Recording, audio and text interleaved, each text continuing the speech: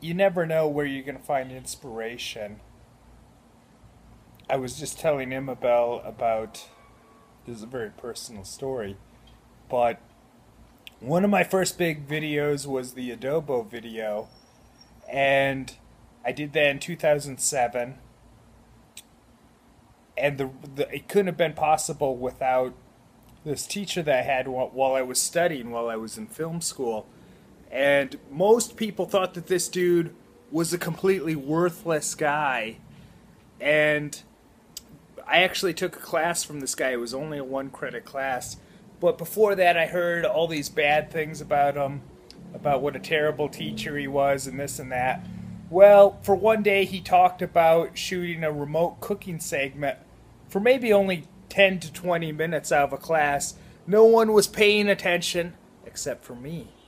And eventually, this was maybe around 2002, I think. I could be a little off because it's been so long.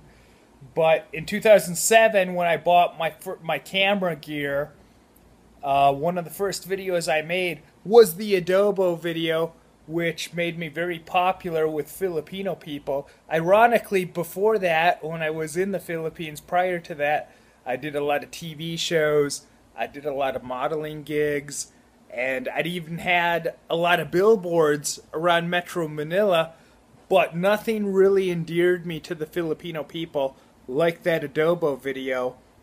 And I couldn't have did it without this one teacher. And this teacher who people thought was worthless and, people just said he was a bad teacher, he ended up getting fired like a year after I took his class.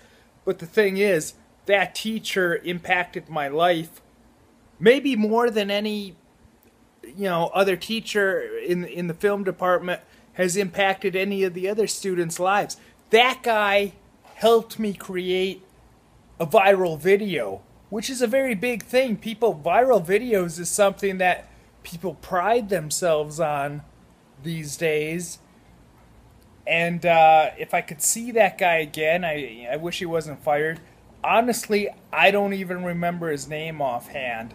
But if I could see him again, I would just like to give him a big hug and say thank you.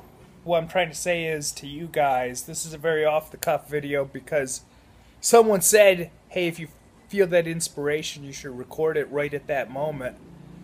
But my goal is that, and my thinking when I make videos is, some of my videos, they don't necessarily get a lot of views.